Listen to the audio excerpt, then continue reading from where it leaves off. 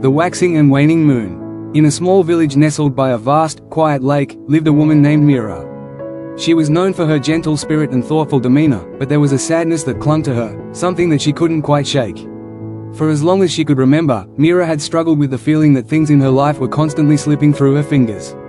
Her childhood dreams had faded into the background of everyday responsibilities, relationships that once brought joy had shifted into distant memories, and even her own sense of self felt like something she could no longer fully grasp.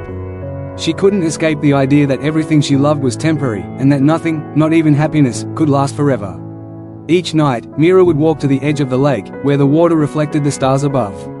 There, she would sit by herself and watch the moon. Its silver light would cast a soft glow over the world, and for a moment, she would feel some semblance of peace. But as much as she loved the moon, there was something about its constant cycle, the way it grew full, then waned away, that unsettled her. It was a reminder of the impermanence she feared, the constant ebb and flow of life that seemed out of her control. One evening, as Mira sat by the lake, she noticed an elderly woman walking toward her. The woman had a calm, knowing presence, and she sat beside Mira without a word, simply gazing at the moon. Mira, still troubled by her own thoughts, finally spoke. "Do you ever wonder," she said softly, "if everything is always changing, if nothing can ever truly stay the same, how can we find peace in such a world?" The elderly woman smiled, her eyes reflecting the light of the moon. "Have you ever watched the moon closely, Mira?" Mira nodded, her gaze turning back to the sky.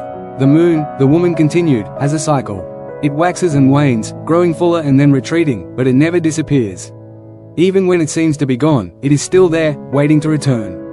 It teaches us something about impermanence, that all things, even those that seem to disappear, have their time to grow and their time to rest. The moon doesn't resist its cycle. It allows itself to expand and then contract, knowing that both phases are part of a whole." Mira was quiet for a long while, her eyes locked on the moon's gentle progression across the sky.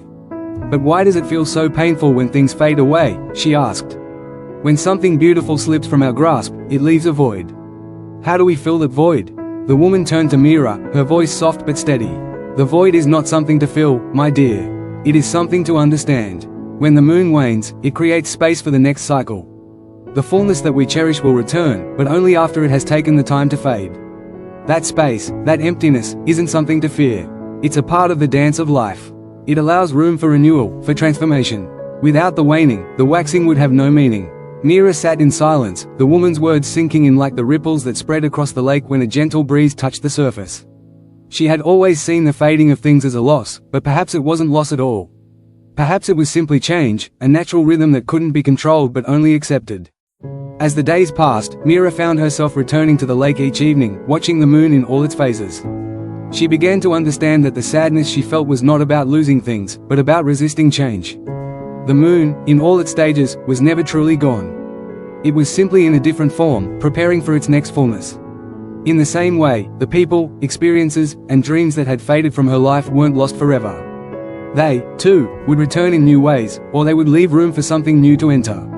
One night, as the moon was growing full again, Mira realized she felt lighter. The space she had once feared now felt full of possibility, and with that understanding, she embraced the impermanence of life. She no longer feared the waning, because she knew the waxing would follow.